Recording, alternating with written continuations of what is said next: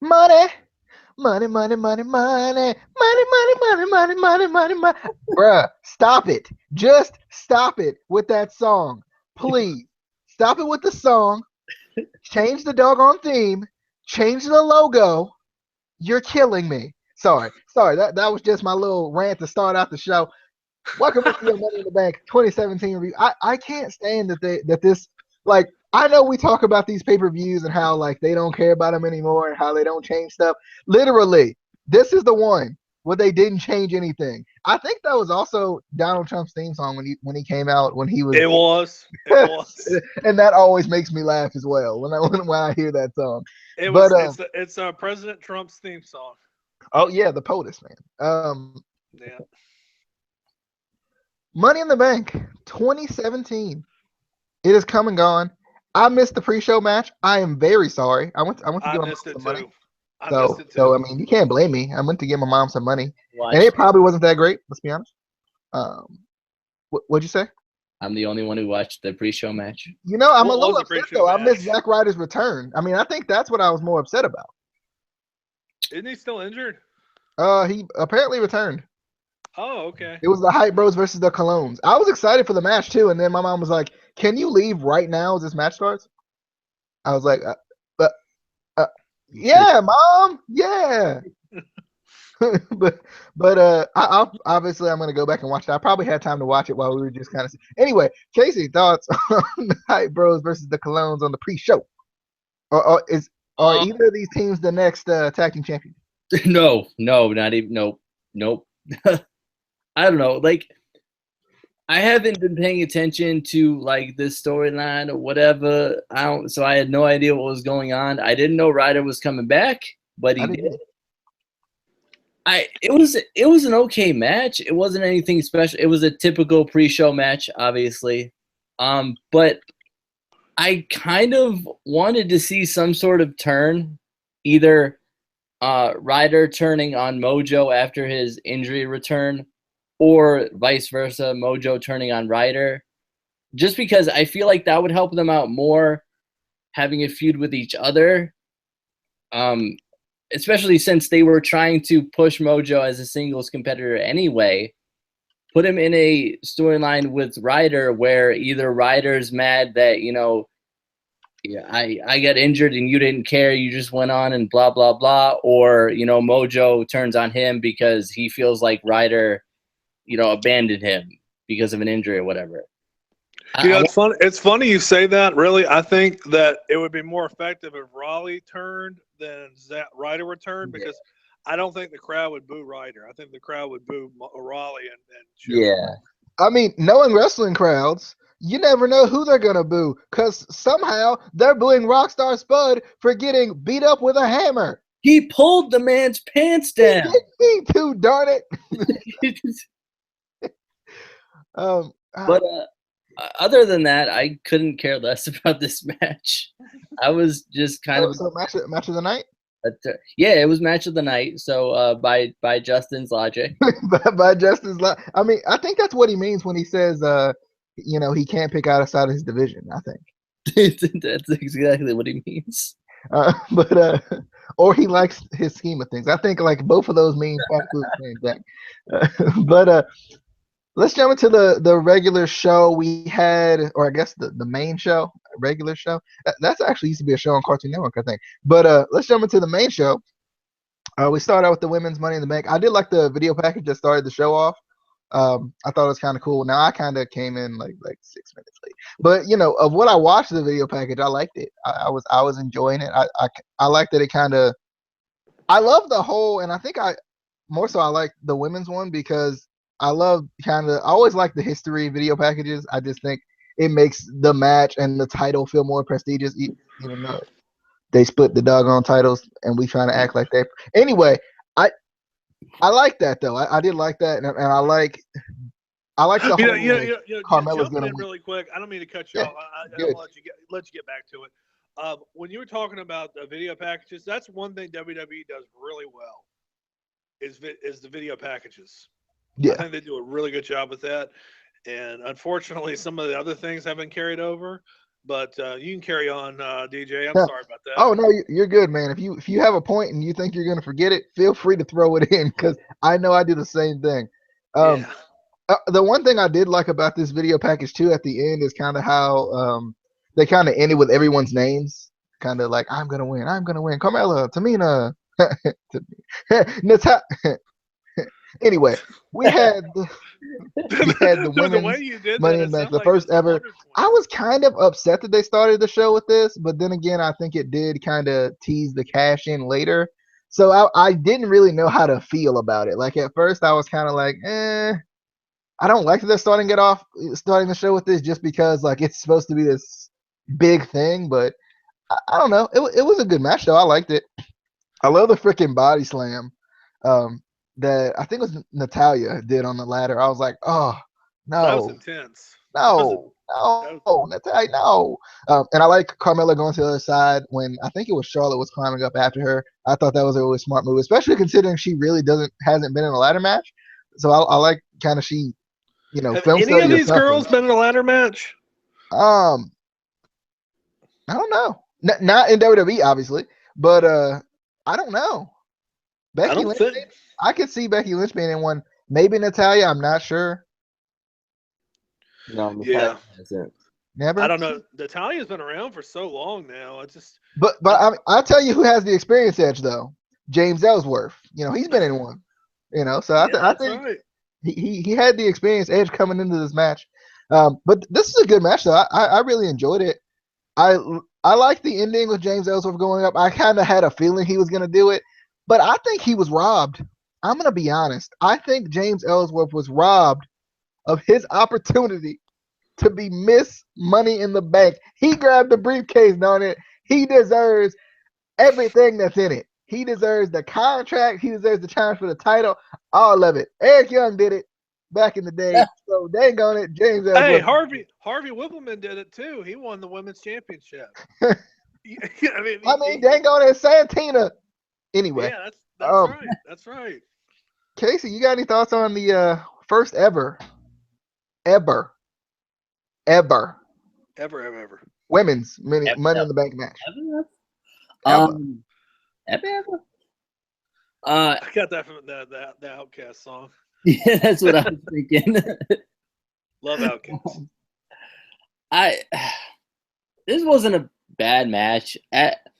In the beginning, after thinking about this whole match, the only thing I really didn't want was Charlotte to win just because of her dad, which is kind of like how she won the first ever Raw Women's title because she's Ric Flair's daughter. I didn't want that again. I didn't want her to win just because, it's Ric Flair's daughter. So obviously she would be the first ever Money in the Bank, women's champ, whatever. I just didn't want that because I feel like that ruined her first, her title run with the Raw Women's title. We all wanted. Good, by the way. Yeah, we wanted Charlotte, or we wanted Sasha to win, and she didn't. Well, I mean, Sasha still ain't barely won. So.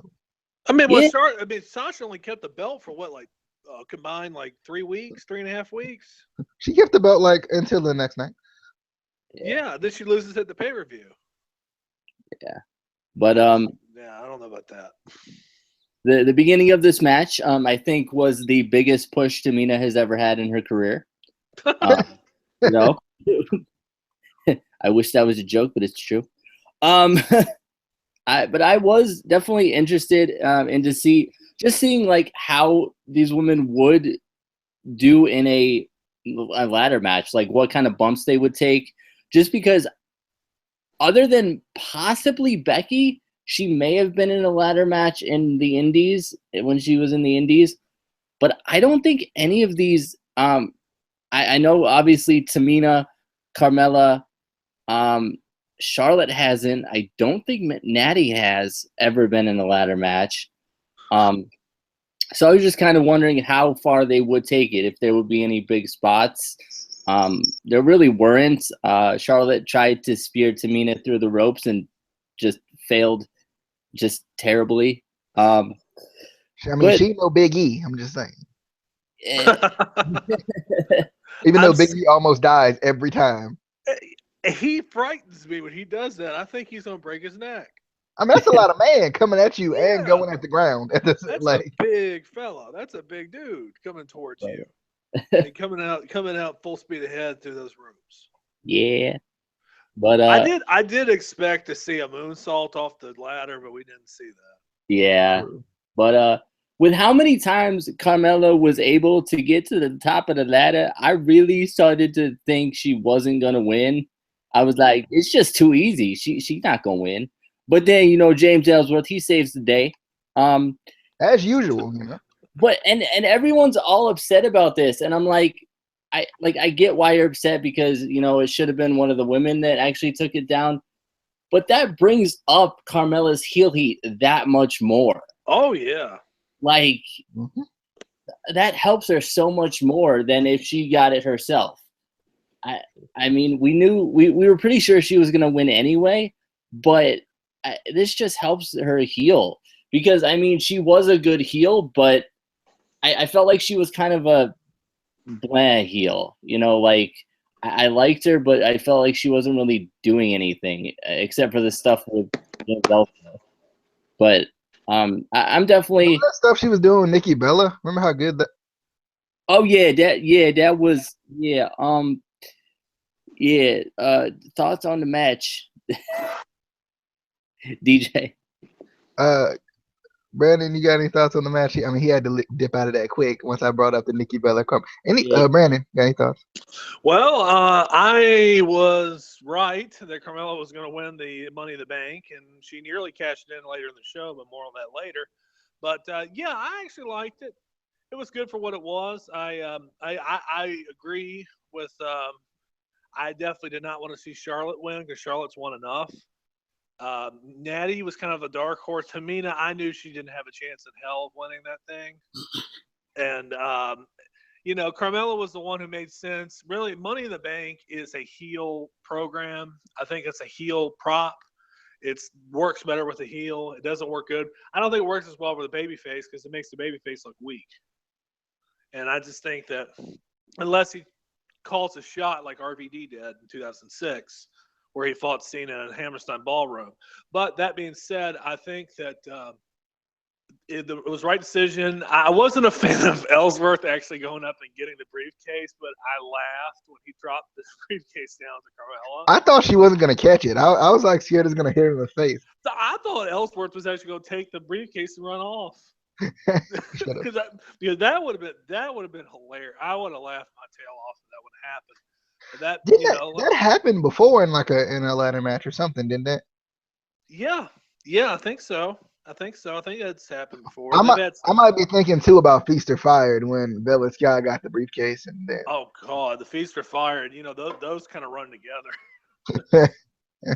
Those run together. But no, overall, I actually liked it. I mean, it was like I said, it wasn't the greatest ladder match, Money in the Bank ladder match, but damn sure wasn't the worst. And I could tell those girls are really, busting their hump out there. Yeah, and that's the thing I like about this, like, first time ever matches is like it always feels like the women go out and if they haven't tried their best ever in their lives, they go out for these matches and try their best, and I love it.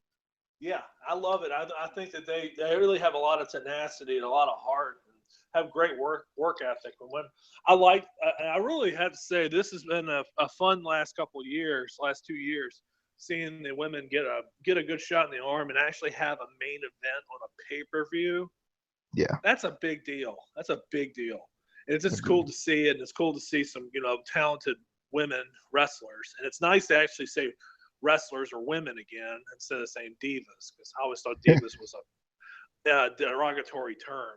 I mean, it's just, diva's not an endearing term when you really think about it. So It was nice seeing the women being taken seriously in a ladder match, and hopefully maybe the Raw women might get a chance to have a Money in the Bank ladder match in the future. Yeah, hopefully. I mean, you would think so. I do hope that this. I hope that this pay-per-view spans both brands next year. Yeah, me too.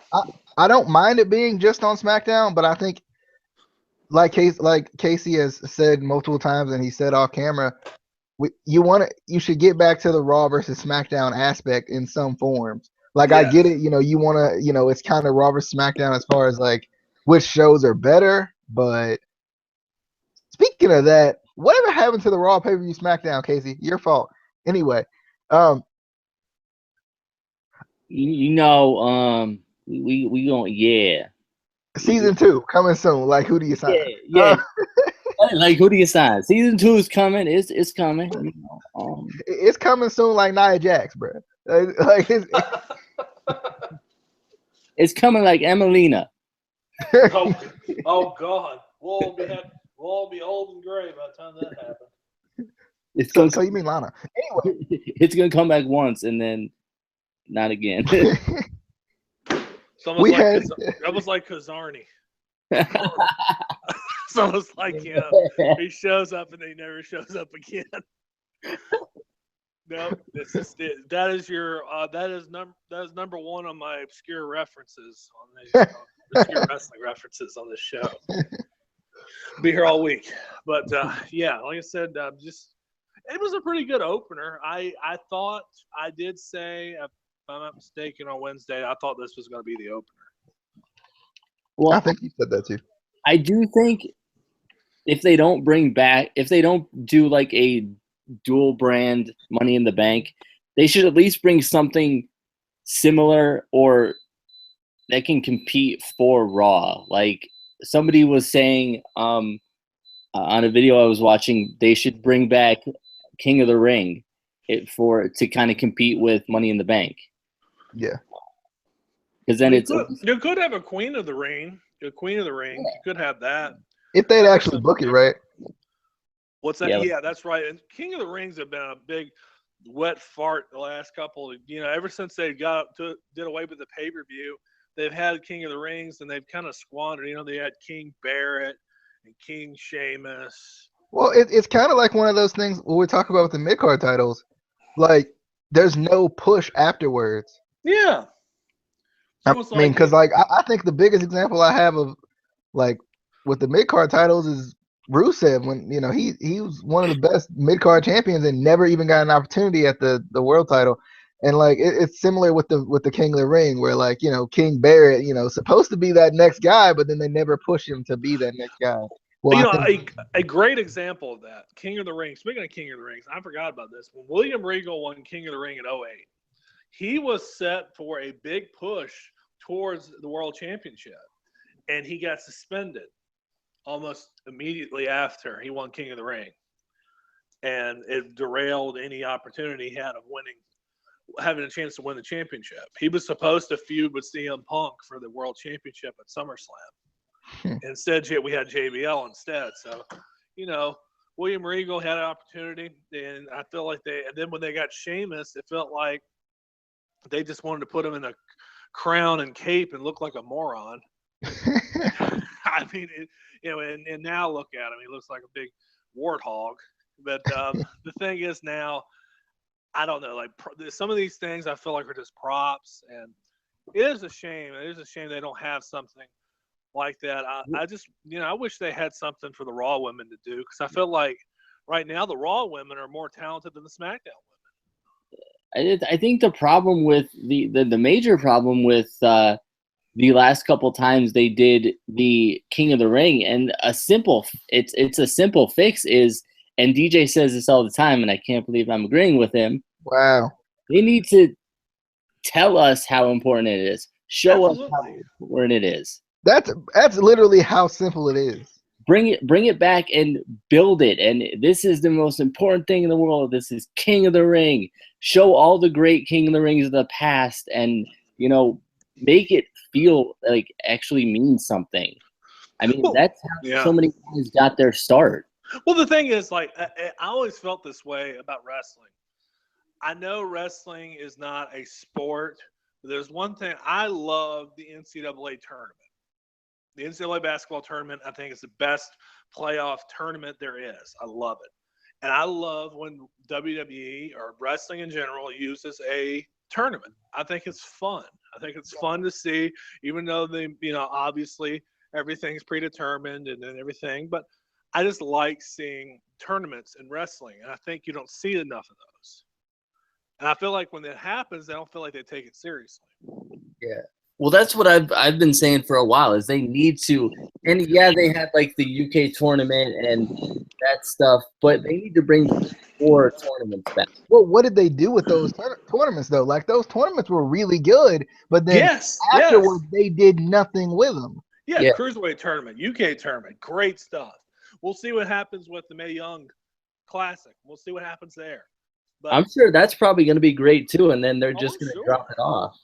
Yeah, and they'll completely squad. It's like WWE has a great idea, have great execution, but then the payoff or what comes next just completely goes over like a fart in church. It just doesn't work. I just don't get it. I feel like honestly they have an army of writers back there, and I feel like half of them aren't even watching the show. I feel like that's the issue. It feels like sometimes they have too many writers and too many creative, and it's just there's so many ideas that they literally just throw shit at the wall, and whatever sticks, they're like, let's go with that, even if it's a stupid idea. And also a problem is now they're catering to a 71-year-old man who's insane. Yeah, who's literally insane. That would explain a lot on this show. Yes, because I mean everything. They never have any explanation to stuff. They just stuff happens, and then they're just like, "Well, okay, crap. Our fans are stupid. They're not gonna ask questions." And you know what I hate more than anything is when they throw stuff on a show at the last minute. Oh, I hate that too. And they're even doing it on NXT now. It reeks of 2000 WCW. And they make fun of WCW all the time, but they do the same stupid, well, let's be frank, stupid shit that WCW made in their dying days. I mean, look what's going on now. Look, they have a champion that doesn't even defend his title or doesn't even show up for 3 months. Yeah. And then we talked about, we were just talking about this. They don't even capitalize on that. Like, yeah. I'm completely fine with a part-timer holding the title if that's your moment to take the Intercontinental Championship and put it in the main event. The Cruiserweight title, put it in the main event. The Women's title, put it in the main event. No, we're just going to throw on our random number one contenders match in the main event. Yeah, and I'm fine with number one contender matches, but they put the same guys in the number one contender matches. Yeah. Yeah. I mean, it's not like they really do anything differently. They just have the same guys in the matches, and that's the one thing that I think really hurts oversaturation of the product. And you have a 3-hour show on Monday, a 2-hour show on Wednesday, a 1-hour show on Wednesday, a 1-hour show in addition on Tuesday. So you have a lot of program. You have 7 hours of program. Yeah. It's just too much. And that doesn't even count if you have a pay-per-view too. Yeah, and then you have a 3-hour show. And that's the thing I think really hurts. That's the reason why I think pay-per-views don't mean as much anymore, because I feel like Raw is almost like a pay-per-view, except it's a lot more boring and it's a lot more filler and talking. Yeah, but moving on to the tag team championship match, the SmackDown, just in case you forget, the SmackDown tag team championship match, we had the New Day going up against the Usos, and that day one is H, baby. This was a really good match. Like, this was a really good match, and I wasn't even upset about the ending. Like, it was that good that I wasn't even upset about the ending. That just means we'll have another match. Yeah. Freaking Big E with that apron splash. I always feel like he's going to kill somebody. Like, or himself. Yeah, that apron splash is, like, ridiculous. And I think it's ridiculous just because of where he lands. Like, he lands on the chest and the upper, like, the head area. And, like, it scares me every time. And then obviously his freaking spear like looks like he's gonna die or someone's gonna die. Or by the way, speaking of somebody dying, what do you think about what happened with Kofi, where he just completely did a face splat on the outside? Oh yeah, I saw that. That looked brutal. I know that those mats out there, they're not made of concrete or anything like that, but geez, I mean, I don't know if it looked as bad as like the fans reacted to it though. When they showed it on the replay, I could tell how he protected himself, but still, when it sounded like just a splat. Yeah, it sounded really bad. But it sounded like a splat, but it was a good match. Yeah, and I love the when they freaking missed they like missed the kicks. It looked like it was a botch at first, But then when I think it was Kofi, if I'm not mistaken. No, it might have been one of the Usos. It's Jimmy. Big E. It's Big E. Well, Big he E, did Big E the made a box Dragon because he was Sleeper. Who going did to. the Dragon Sleeper? Yeah, Do you yeah. remember? Well, Big E was going to catch one of the Usos. I can't remember if it was Jimmy or Jay into like almost looked like he was going to catch him in like a half-ass tombstone pile driver, but he dropped him. Yeah. He was going to catch him in midair, and it looked awesome when he was going to do it, but he accidentally dropped him. But Yeah. I do remember what you were talking about.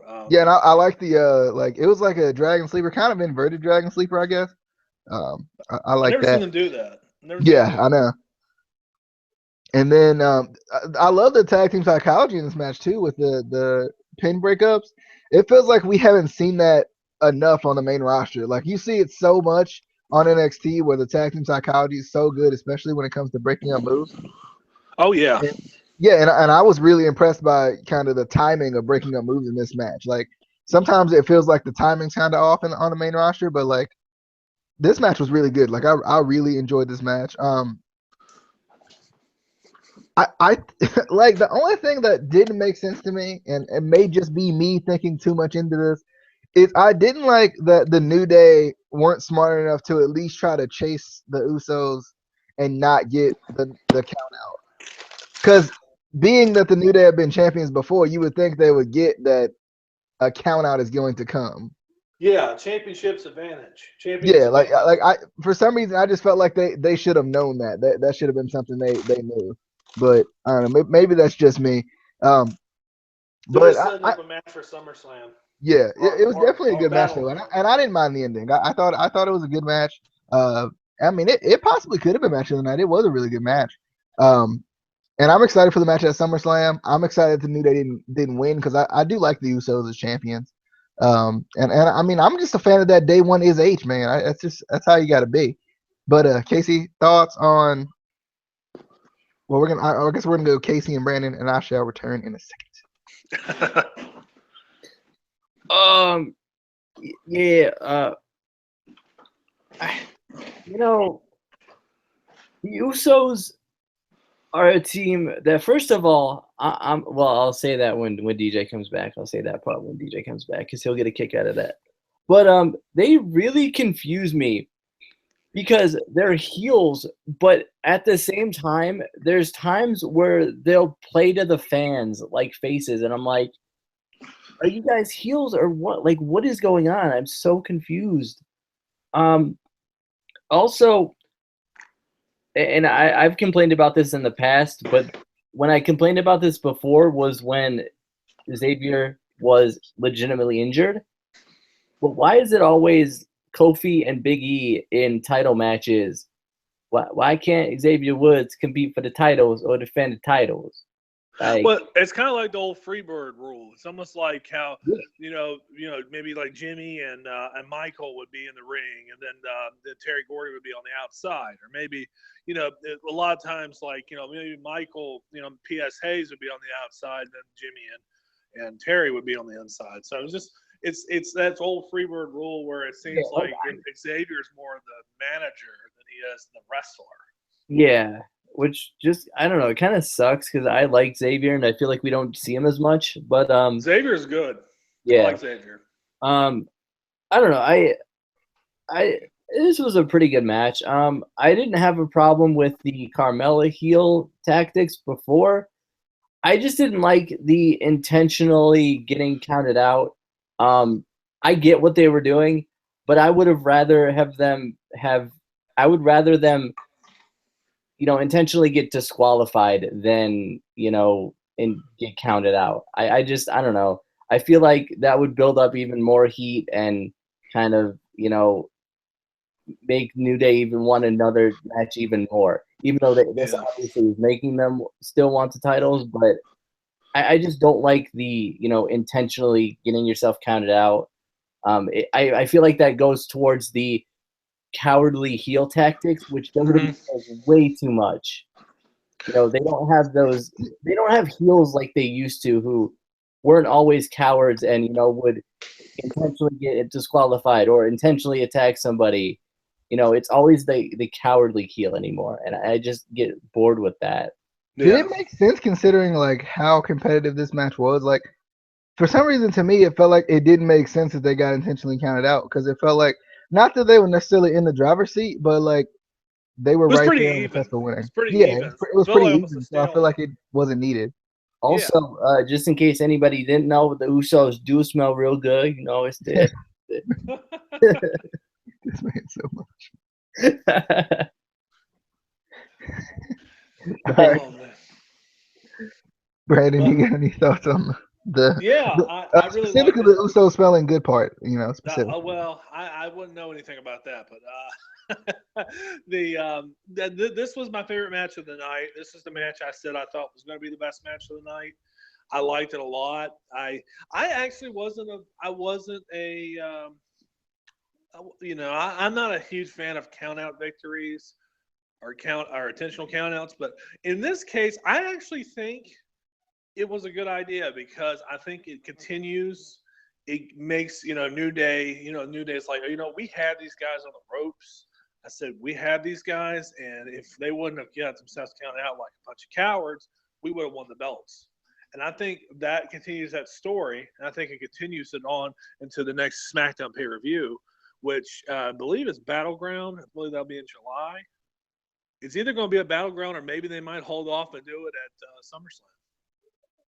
Which it would be I think would be a really good SummerSlam tag team match. And like I said, I really enjoyed the match. I thought it had some cool spots. The spot where Kofi did the face plant outside. You had Big E do some power moves, and the super big ending. I thought that was great. I thought they did a great job with the near falls. I think the near falls were amazing.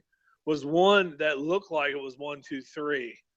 But the referee just slightly pulled his hand up before 3. And it was great.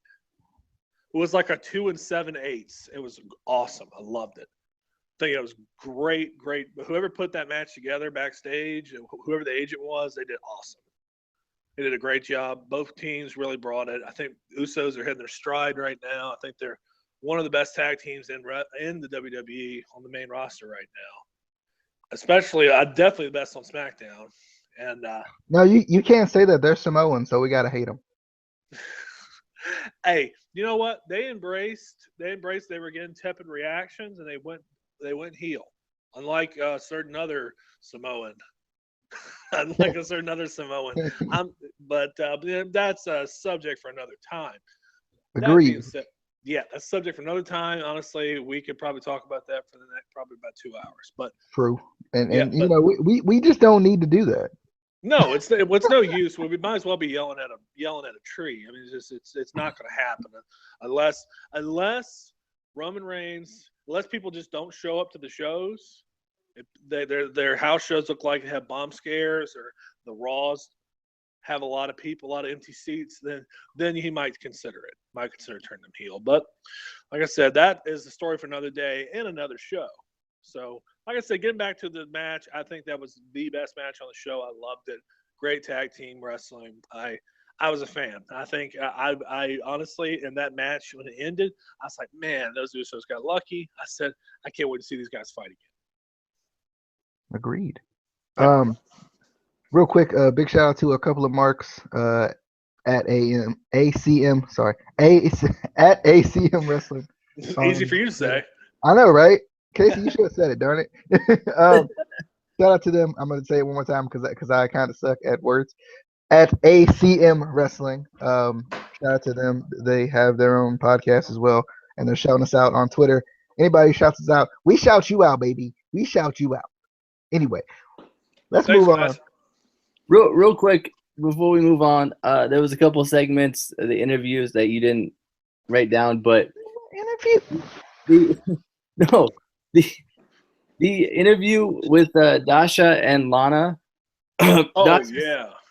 Dasha said that Naomi is heavily ranked #1, and I'm like, that's not how ranking works. Yeah. Well, you have to remember, Dasha is the same person who called James Ellsworth James Ellis a while back. So I mean, she's no Charlie Caruso. She's starting to really she's still finding her game. Well, and then Renee Young said India was Jinder Mahal's hometown, and I'm like, That's His not hometown. There's a town. There's a town in India. called India. India. No, because like I said, when I watched it, I just kind of tuned down. Actually, being 100% honest, I went to the refrigerator to get me a beer. So I mean, got me a beverage. I mean, that was a good time to get it. She's like Jinder Mahal's hometown of India, and I'm like, that's not a town. That's not a town. That's a country. Not how that works. I don't, really, he's from Canada. So I mean, that's not. Yeah, it is from Canada. He's a Canadian Punjabi.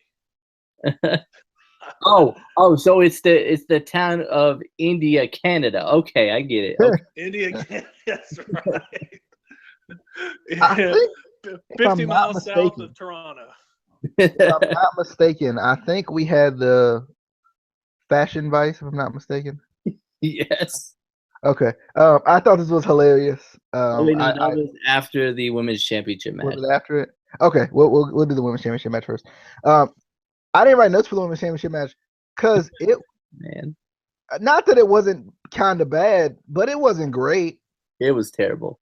Exactly. So you want me to write? It was bad. It was what I expected. I wasn't expecting Lana to go out there and be throwing Ricky Steamboat arm drags and just great aerial assaults and stuff like that. But that match in particular, it was very forgetful. I went to the kitchen and just basically walked around. I just really wasn't much to do. I perked up when Carmella came out there because I was like, all right, she's gonna cash in the belt. She's cashing the briefcase and it'll make me look good. And she didn't cash it in. She was cerebral. She was smart. They have to find a way to make the belt glow when Naomi comes out. At least they would have done that already. Yeah, at least the logo in it. Something's got to glow with that. Man, I tell you, she freaked me out when she came out with the dreads. Oh my goodness! I was like, what is this? I was like, oh my goodness, that freaked me out because I was like half paying attention, and I looked up at my phone and I see her with. I was like, whoa. Yeah, see this match, I felt like there was a lot of rest holds in this match, and maybe it's just me.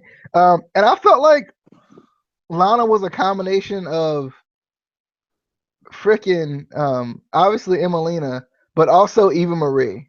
Oh, guys, by the way, before we get on, we'll talk about the match. Lana's wrestling gear. Ooh. Yeah. Man, man. Rusev, man, he's my hero. I agree. He is the man. He is the man. See, I wasn't sure how to feel about that because we want WWE to care about women's wrestling and respect it and not have them be sex symbols. And then she comes out in that, and I'm like, bro. Well, the thing is, she is not the kind of she's not like a Sasha Banks or a Charlotte or a Bayley or a Becky Lynch. And all four of those women I mentioned are, very attractive women. So I just, and the thing is with Lana, it's just like, it's almost like ever since she came in, she's always been eye candy. This goes all the way back to her, our first days in NXT with Rusev when he first was introduced. True. And honestly, I wish she would have dropped the accent. It's about time she did that. Yeah, I definitely agree. But like I said, it was a very forgetful match. It was almost a blink if you miss it kind of match. Yeah, I agree. There was nothing in it that was special to me. The cash in, the only thing I didn't like about the non-cash in is I kind of was excited for a cash in because of all these tweets they were showing about Daniel Bryan and Shane McMahon talking about it's going to be addressed, on Tuesday. Because I wanted to see what they would do if Carmella won the title off the cash in, and then they were trying to address the Money in the Bank match. Like I was kind of curious to see what they would have done with that. They probably would have tried to, give her or give Naomi another chance. Yeah. Well, she would already have another chance anyway. Yeah, that's right. She'd have her automatic rematch, but I don't know. Like I said, it's one of those things. It's wrestling doesn't make sense sometimes.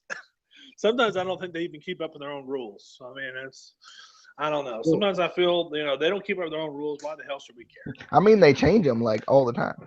Yeah, WWE makes up rules all the time, so they're like, whatever. They remind me of like if you're playing with like a 6-year-old or something, and they say, "Are you playing tag?" and you say tag, yeah. They said, "No, you can't tag me." It's stupid. It's ridiculous. I have never understood. And WWE is about as lax with their rules as WCW was. So I don't know. It's an odd situation. Like I said, I want to get behind SmackDown and be excited about it, but I feel like I don't know. It's crazy. I don't know what to think. Sometimes I don't know. Casey, any thoughts on the women's championship match? Oh, I got a couple, a few. First of all, champion came out first. True. That was kind of well. I think it's because I think they might have done it like that because Lana, this is her debut match, so they wanted her to come out second. Also, they do that sometimes when they're trying to tell you that the champion's going to lose. So sometimes, and I think sometimes they throw it in there to kind of make you think that champion's going to lose. That's what I thought. I thought either she was going to lose to Lana or lose to Carmella on a cash-in, or Lana lose to Lana and then Lana would lose to the cash-in. I thought one of those things was going to happen. But I don't know. I just had a feeling this was going to be a terrible match, and it was. I can't deal with Lana and her screaming the entire match. That was annoying. She's like, ah! I'd tell you one thing. Her screaming might have been annoying, but it was not even on the level of Melina when she was in WWE. That one would make cats run away. Yeah, but I mean, it was pretty rough.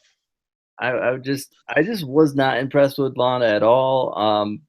He says the thing. It's pretty much exactly what I expected. That's the reason why I really didn't have a problem with it. Well, what I hated was, like, first of all, Naomi isn't one of my favorites, but she's good, and she shouldn't be jobbing even half of a match to someone who can't make it look good.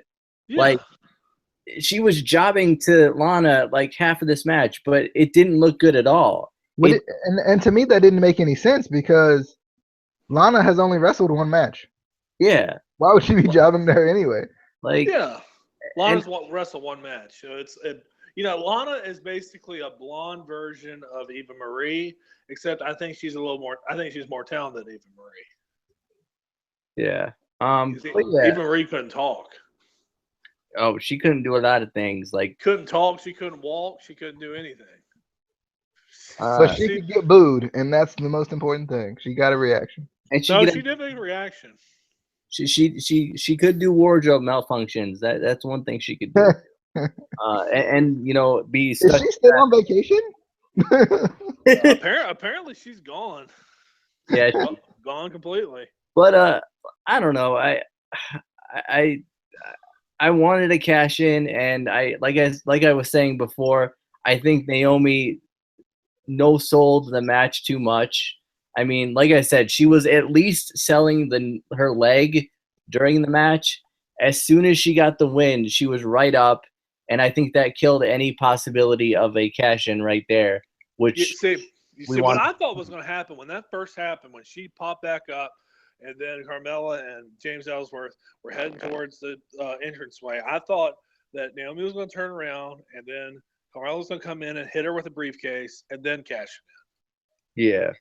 So that's what I thought was going to happen, because I actually did. I predicted that she would cash in the Money in the Bank briefcase on Naomi to win the belt, but I kind of like the fake out. The fake out's actually not that bad of an idea. Well, I think too, it gives a woman a chance to actually hold that briefcase and kind of see how it's gonna be.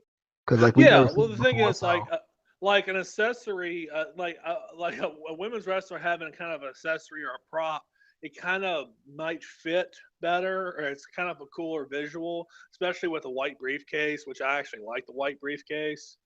because Yeah. it's different. Because we've had red briefcases and blue briefcases. A white one is different.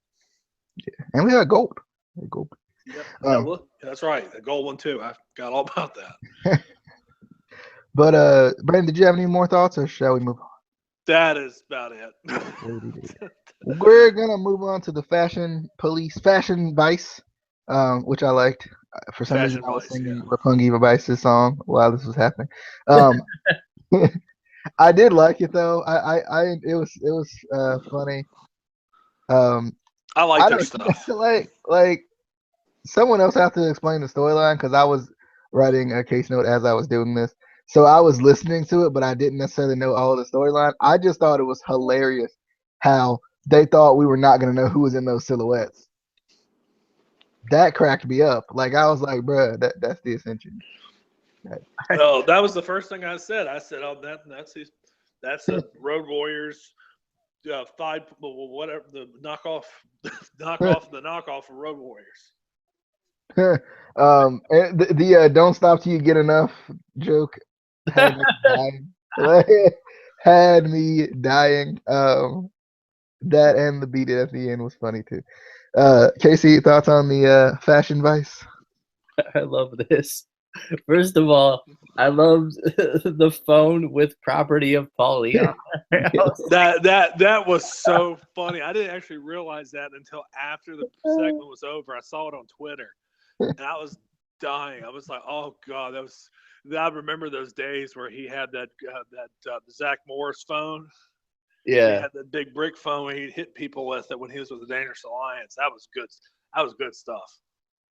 And then Fandango trying to read the facts upside down. He's like, yeah.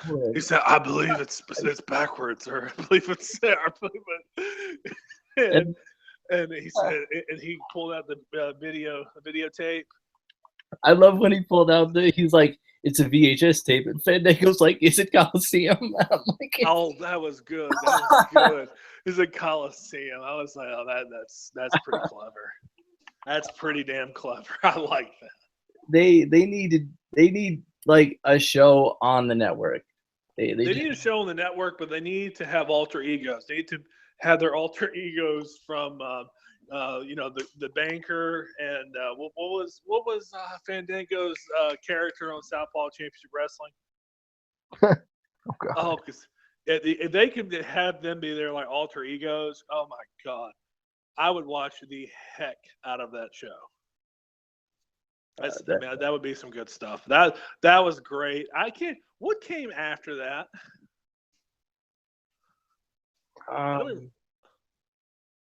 What came after this segment, or Southpaw original? After the Fashion Vice segment, what came after? It was Maria Kanellis and Mike Kanellis. I was dying laughing because Mike's name was Kanellis. Yeah. And when they pitched it back to JBL, he said he took her last name. Just deadpan. He said he took her last name. I was howling. It's been so long since I laughed at that man at JBL. And I usually hate that guy so much. And that was the funniest thing. And I was thinking, I was like, when I heard Maria talk, I said, man, she can already talk better than half of the damn women on the roster. I don't know. I just think that she's improved so much since she left WWE back in 2009. I think she's gotten a lot better. I'm not crazy about Mike Bennett, but it could be interesting. I don't know what their characters are. Their characters are different. I'll tell you that. I don't know what you guys think. What do you guys think? Hey DJ, pay attention to comments. People trying to comment, you ignore them. Crap. Sorry. The bad part is I have it up. I just haven't looked at it. What are some of the comments? I'm not even looking at the comments right now.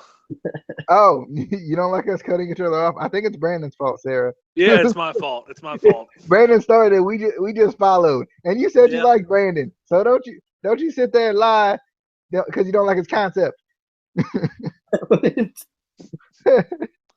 JC, any more thoughts on the Fashion Vice, or you can talk about the Maria Kanellis and Mike Kanellis segment? I was definitely excited for Mike and Maria. I heard the rumors that they were going to debut and all that stuff, and there was pictures at like an airport that said that they were there. But I feel like, and I don't know if anyone else felt this way, I felt like commentary just killed it and didn't sell it at all. It was just like they just cut to, oh, what's this? Like they didn't go, wait, what's going on or anything. It was like it just felt like they didn't sell their debut and it wasn't exciting. Even though it should have been. Yeah. It was just Also, like stunned confusement. Yeah. Also, why not Bennett? Like it was just weird to see Mike, or it wasn't. It was weird enough hearing Mike Kanellis, but I'm so used to Maria Kanellis Bennett, and when the first lady of professional wrestling. When she said Maria Kanellis, I'm like, Bennett, say you didn't finish, Bennett. I don't understand. We all have different voices. I don't understand why they didn't change it. Like, or I don't understand why they changed it and took away Bennett. I thought it was kind of funny. I thought it was kind of funny. I just thought it was weird. Like I was like, yeah, that's no. It came out of left field. No. Yeah. I definitely liked it though, but I was super like I feel like they did kind of kill it a little bit. And I'm so confused on these characters. So confused. Well, they're in love and they dance. True. The one thing about this, and this is kind of a shocker, and this is probably the first time this happened in a long time for me.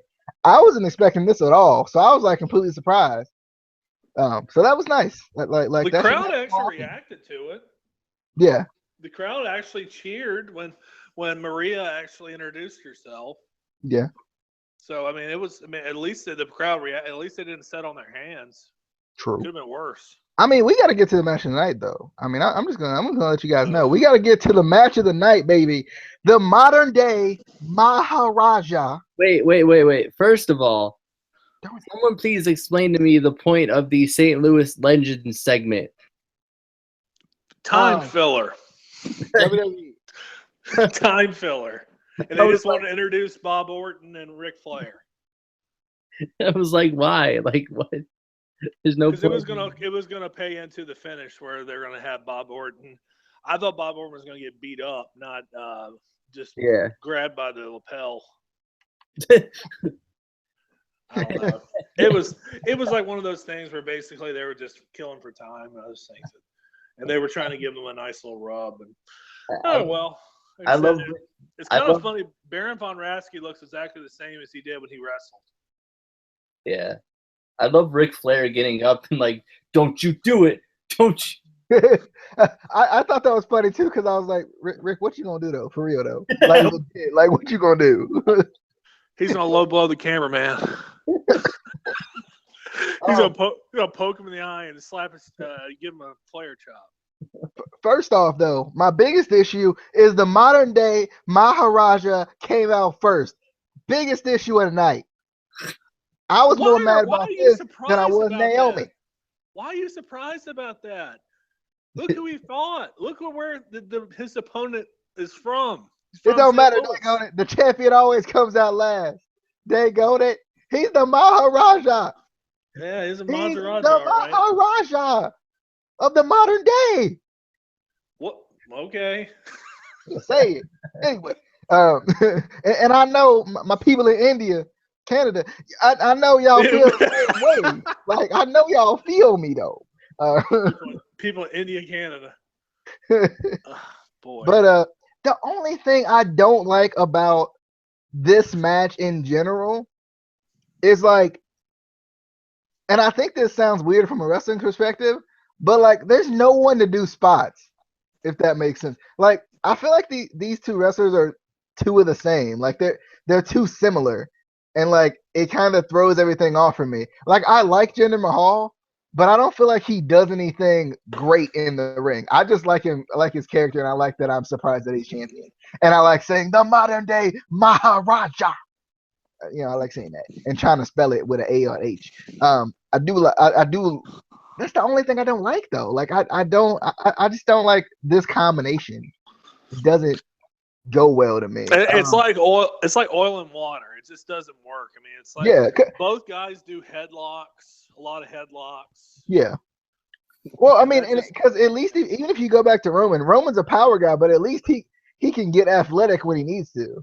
Yeah, he can go dive over the ropes, or he can, do his little drive-by kick he does, and do stuff like that. But Yeah. Jinder is pretty like I swear to you, I forgot what his finish was at least like 3 or 4 times in his title reign so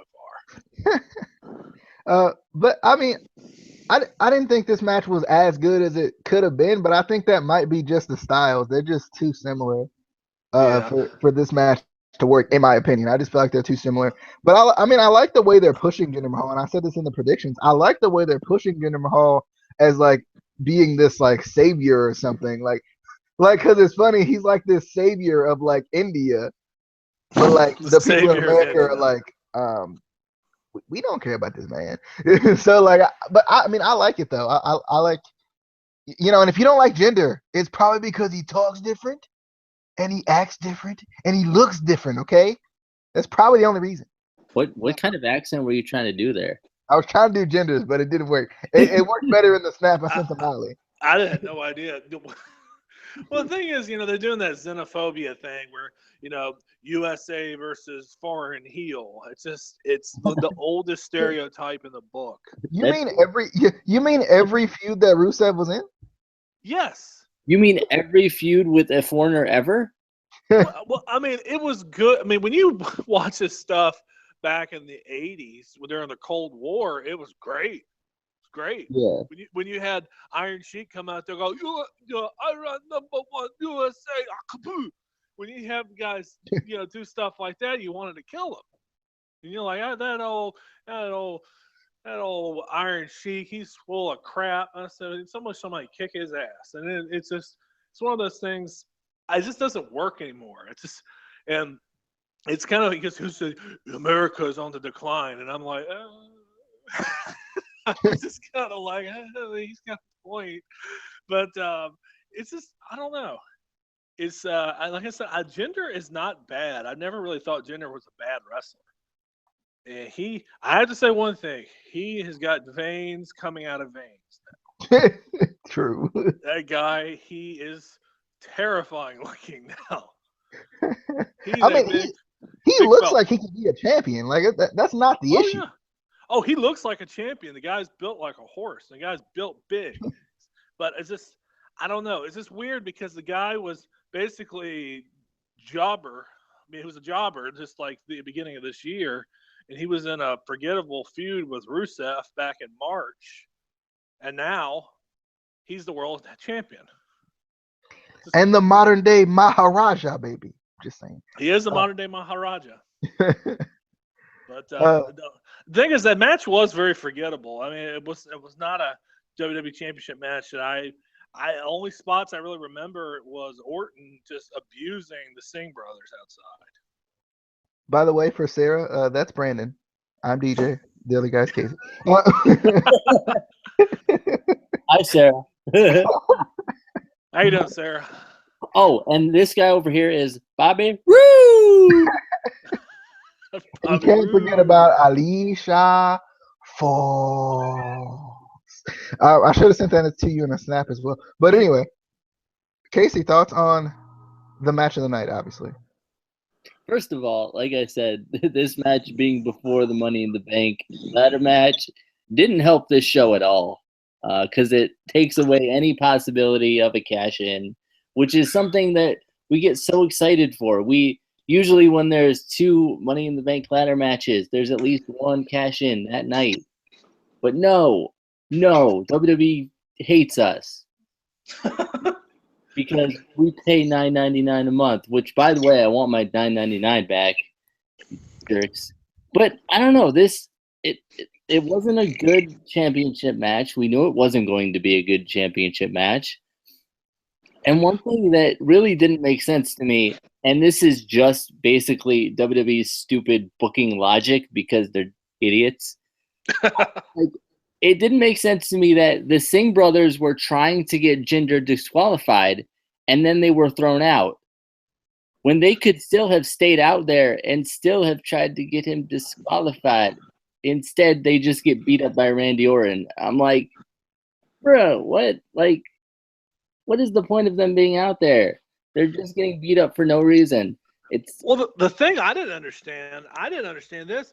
Was the match a no count out match? Because Orton was outside for about 4 minutes beating up on the Singh brothers. Well, that's just WWE making up their own rules again. Yeah. He was outside and I was like, hasn't he even counted out yet? I mean, I was fully expecting them to call DQ or count out or something like that. And just it was odd stuff. No explanation from the announcers or anything. Yeah. Just weird. Brandon, did you have any additional thoughts on this match? Pretty much exactly what I said. Should we move on to the second match of the night? Let's be honest. Yeah. No, like I said, that pretty much it was paint by numbers. I did not expect Jinder to actually pin Randy Orton again. That surprised me, and I hope upon hope that is the last match in that feud. I hope he'll move on to somebody else. Don't we all? We had Breezango versus the mystery team, the Ascension. Okay, first of all, is it the Fashion Police or Breezango? I'm so confused. Same. Same. Interchangeable. This match was like 4 minutes. 4 minutes? More like 2 minutes. It was listed at 350. Boy, went by quick. Yeah, it was quick. There was really no need for it, and Casey had mentioned this, so I'm going to give him credit for this point, as I take it. Kind of like Justin, but Justin doesn't give anybody credit for it. Anyway, I don't understand why the Ascension came back, and then they got beat. Yep. Well, I mean, I knew it was going to pretty much be a squash match. It went exactly how I thought it was going to, with Breezango getting the win. And, I mean, in all honesty, that is what I like to call a P-break match.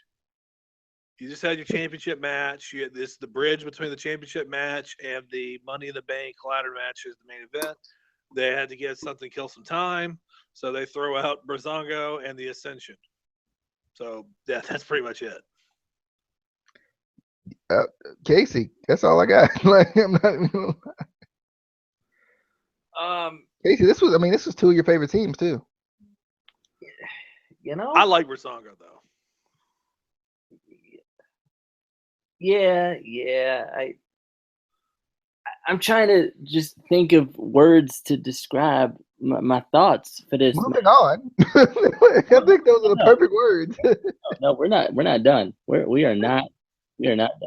No, but first of all, if you've watched the Instant Classic Wrestling podcast for a while, you know that I love the Ascension. And I love Tyler Breeze.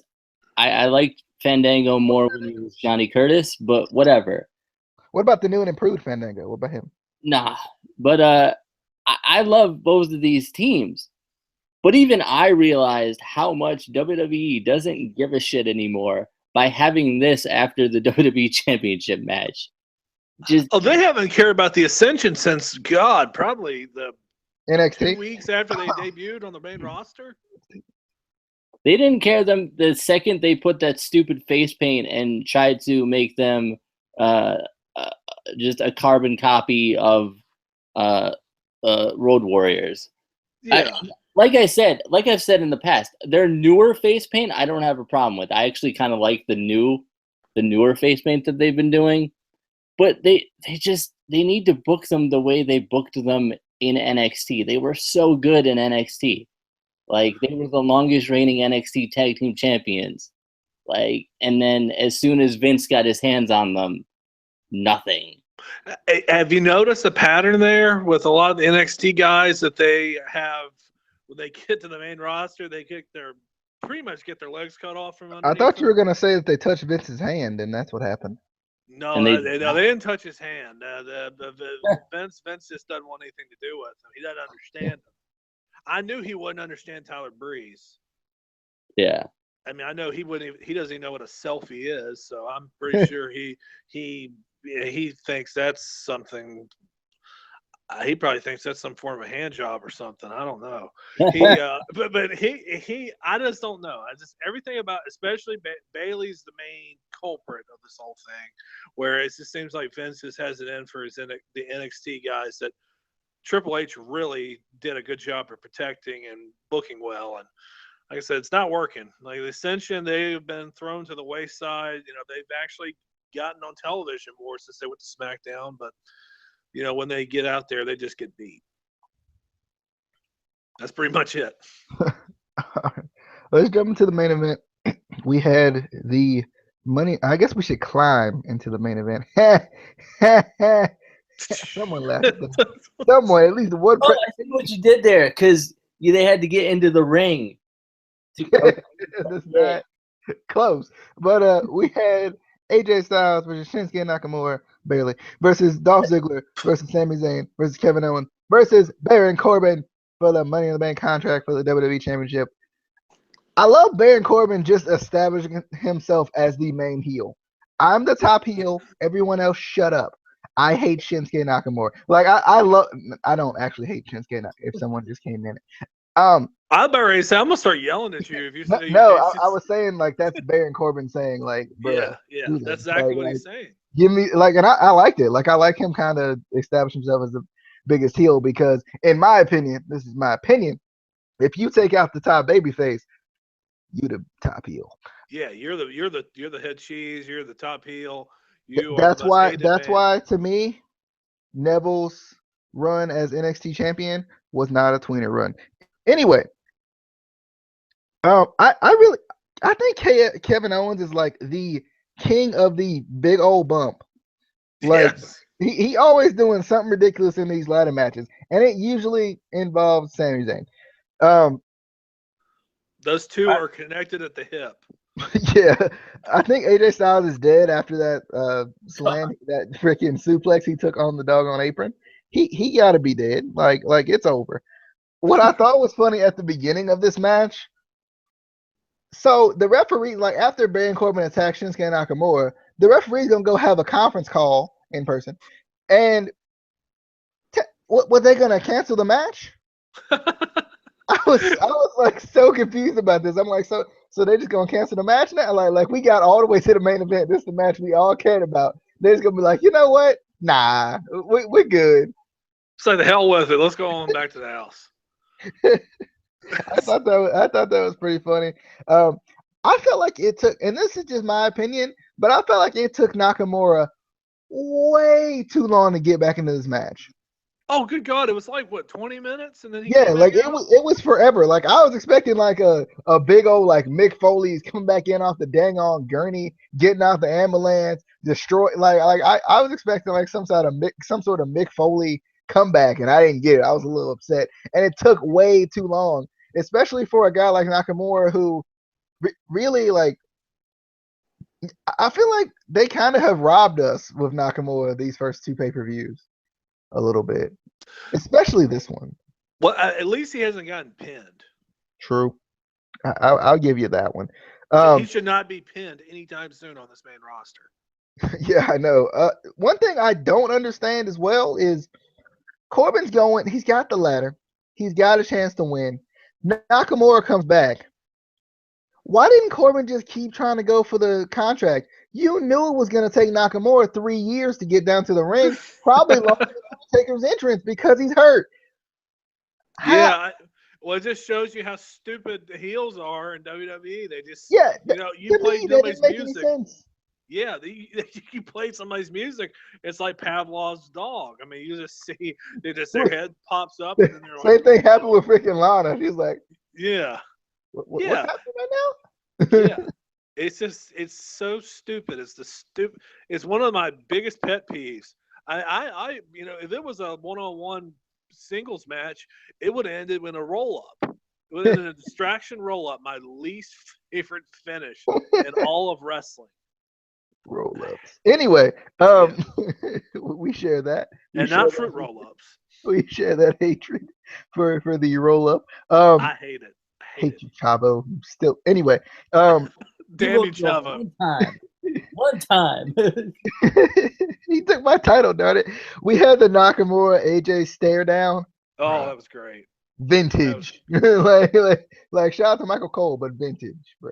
No, to quote the late great Gorilla Monsoon, you could cut the electricity with a knife. The crowd perked up really quick when those two faced off, when they were climbing up that ladder, and I was like, and then they jumped down and actually fought each other. Yeah. It was I mean, you know what? I'm gonna actually quote Michael Cole from what is it? WWE Just Bring It. Oh my God! Oh my God! That's how I felt. That was literally. I mean, that's probably all he said. Is that like an effeminate Joey Styles? Somewhat, but that's how he sounded in that game. He was like, and that's all he said. That was literally like the. If anyone's played WWE Just Bring It, you know what I'm saying. I thought he just said, "Oh my."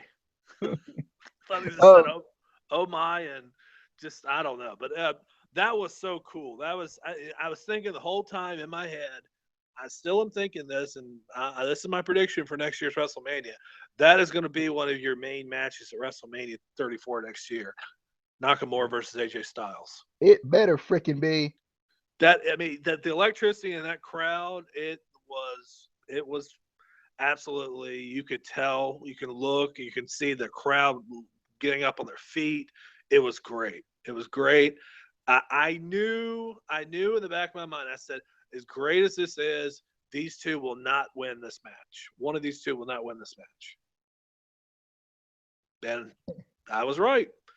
And my prediction of Corbin winning the Money in the Bank back in January. And the way he did it, Baron Corbin is the biggest heel right now because he basically said, "Screw your indie darlings. I didn't come from the indies, and I don't care."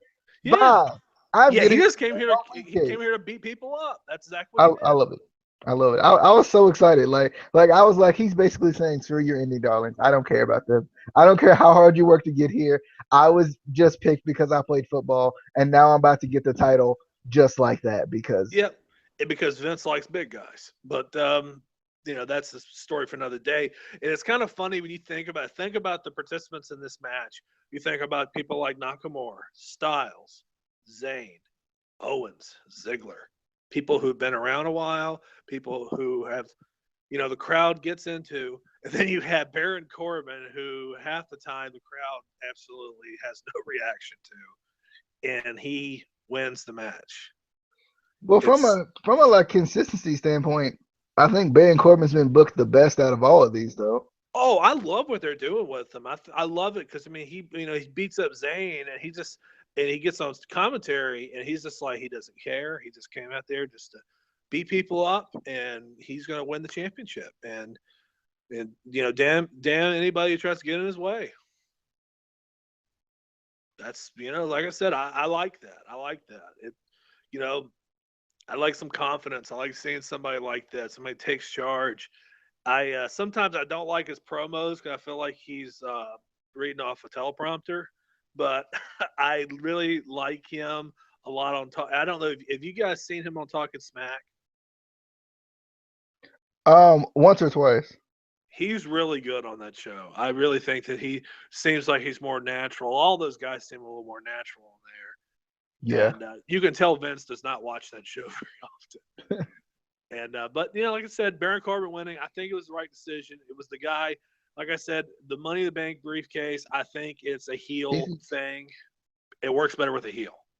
Casey, did you have any thoughts on the main event? Yeah, I got a couple. Yeah. First of all, I'm assuming that the cost of the damaged camera will be coming out of Corbin's pay. That probably cost a lot, Also, him attacking Shinsuke Nakamura. Him doing what? He got it. Also, him attacking Shinsuke Nakamura, a Japanese man, by the way. should be considered a hate crime. Just was a Pearl Harbor job. You know, you're right. And I was born on Pearl Harbor Day, so I was gonna say that's another girl monsoonism. But I don't know. I knew Nakamura was gonna come back, but like you said, it took way too long. And also, what was the point of playing his music again? I was like, just so the crowd can sing along. Let's be honest. Exactly, because right after that music cut off, the crowd was still singing his theme, which is really one of the coolest really the coolest things I think about Nakamura is how over his theme song is. Yeah. Because his theme song is awesome. Other than Mr. Bobby Roode, he has one of the best theme songs in wrestling. Yeah. But I think the best part of this entire show in general was Sami Zayn and Kevin Owens and AJ Styles and Shinsuke Nakamura facing off. I'm just gonna say that those four were the best part of this entire match. Those. You didn't like Baron Corbin killing the hopes and dreams of indie fans? Because I did. No. But obviously, Sami Zayn and Kevin Owens, that feud is never going to fully die, and we never want it to. But they spread it out enough to where they build up their feud, they let it go for a while, and then they build it up again, which I like. And then we've obviously been waiting for AJ Shinsuke in WWE for a while. You know, they've done really good stuff in Japan. So that was exciting to see them kind of face off a little bit. I wasn't really surprised that Baron Corbin won. I just, like I said, I didn't like that they ruined the show by basically eliminating a possibility of a cash-in. I kind of, like I said, that's one of the things that I get really excited for is, you know, there's usually at least one cash-in when, like I said, when there's more than one Money in the Bank ladder match on the show. There's usually at least one cash in, and it gets you excited. You know, if the show was terrible, at least you get that bit of excitement at the end of the night, you know, with the cash in. We didn't get that. Well, the thing is, I did not expect cash in because we got one last year in the main event of Money in the Bank last year, where Ambrose, which was a huge moment, where Ambrose won the world championship for the first time. And Roman was robbed. I agree. Thanks. Well, Roman also failed the piss test. That's the reason why he got the belt taken off of him. They goaded that. Oh, they could have had some massive heel heat on him. Yep, and they screwed out it there up. while he was suspended. Just sent that man out there. Let him freaking talk about how he's a company man. He doesn't give a doggone crap that he's suspended. He do what he wants. Yep, exactly. And why they brought Rollins back, and he just automatically went back to being a little slimy heel again. I don't need any of you. It was so stupid though, because then when he turned babyface, it basically made him look like a whiny little brat. The whole thing was just stupid and ass backwards. But you think about it. There's been 8 Money in the Bank pay-per-views. Just think about that really quick. There have been 8 Money in the Bank pay-per-views since 2010. And we've only had 2 cash-ins at Money in the Bank. We had one at the first one where Kane cashed in on Rey Mysterio, and then you had the one last year. And we had some attempts, but we've only had 2 cash-ins at the Money in the Bank pay-per-view. True. So I got an opinion about Money in the Bank. All right. I would rather have Great Balls of Fire than another Money in the Bank pay-per-view. Because at least Great Balls of Fire is not a doggone match type. Goodness gracious, Great Balls of Fire. It probably is. It's probably a new match they're trying out. It's like the Inferno times 100. You remember when Kane took that battery Shane McMahon's scrotal area? It's similar to that. They're gonna have a match like that. Is it like the time in the Final Deletion where they threw fireworks at each other? Yeah. Oh gosh, it's over. Oh. The dilapidated boat. The dilapidated boat. What a God! Like, can you believe we're coming up on the 1-year anniversary of Final Deletion? Final Deletion's 1-year anniversary is at the beginning of July. Oh my God! They should bring the boat. Just bring the dilapidated boat and just everything. They should bring back Brother, Nero. Brother, Nero. Does anyone get that joke? If anyone watched, yes. watched, I heard about that. That bring was it really to the funny. table. You'll get that joke. But that was funny. That's funny. Yeah, because like I said, that's Jeff's middle name. Yep. Anthem can't take that away from them. True. By the way, screw Anthem, screw TNA. Dude, I don't like what they're doing. As far as like right now, or no, I just don't like that they care more about keeping the Hardy broken stuff than their own company. Well, but WWE's done it like a million times. Oh yeah, they have. They've definitely done it. And it's kind of like one of those things where I don't necessarily like it, but we know it ain't gonna be as good in WWE. Oh, it won't. I just want to see just a taste of it. I just want to see a little bit of it, and then just see the initial, and then it's going to get watered down and stupid after that. But just the initial little taste of it is going to be good. I feel like TNA and Anthem fighting over the rights to the name is stupid because, yes, it was a good, it was something that really helped TNA, bring fans back. But since then, they've been doing stuff that's been entertaining the fans, time after time with the Laurel Van Ness thing, the Broken Laurel thing. Everyone loves that. The stuff with Rockstar Spud and Swoggle. Pull his pants down. They have other crazy out there things that are successful. Why are they fighting over it? Fighting over the broken gimmick is a waste of money at this point. Yeah. Well, the thing is, you put the broken gimmick on somebody else. Like, who are they gonna give the broken gimmick to? Bobby Jeremy Lashley? Borash, do it. Are they gonna give it to Bobby Lashley? Joseph Park, do it. What's that? Joseph Park, do it. No, I tell you, I'm all for a Joseph Park broken gimmick. That would be good. Joseph Park's amazing now, so like a broken gimmick, it's just abyss. Joseph Park is probably one of my favorite things about TNA. He is amazing. I love that character. That character is one of the best characters TNA's ever did. I love it. But God, I don't know how we got to talk about TNA now. Jeez. I mean, it's the most popular thing on the channel. By the way, go check out the Impact Wrestling Review. We do it every week, religiously, all the time. But that was your Money in the Bank 2017 review. It was an interesting show. I hope I didn't forget the Money in the Bank match like I did with the prediction, because I did. But what do we have coming up? What's the next thing we're doing? 205 Live, I think. Yeah, 205 Live. We're doing our review of CZW's Tournament of Death. Oh God. Probably. We might do that. We should do that. Oh, we are. We're doing that. I'm going to cry the whole time. We should have did live reactions and react to everything like Justin does. It's really not that bad, though. It's really not that bad. It probably is. It's not like the dude getting a chunk of his arm like gouged out that we saw. Jeez. Anyway. That's too much. This is too much. Anyway, we're gonna leave on that note. We hope you guys enjoyed. We got obviously the normal reviews coming up, probably a discussion here or there and everywhere.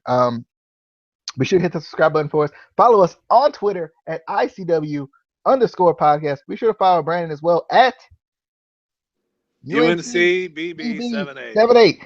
I knew it. Good job, man. After we've been doing the show together for so long, you should. Right? I should know already. I should. And we will see you guys next time. We do hope you guys enjoyed. Share the video with your friends. I'm bringing it back. Get your shoe. Take it off. Staple a piece of paper with a link on it. Throw it at somebody. And they'll be like, bruh, this video right here. Wait, what was that pistachio thing, though? Okay, I don't remember what the pistachio thing was. Eventually, I'm going to remember it, though. And I'm going to be like, bruh, vintage. But we'll see you guys next time. Hope you guys enjoyed. This was your Money in the Bank 2017 review on the Instant Classic Wrestling Podcast. And it's always, woo!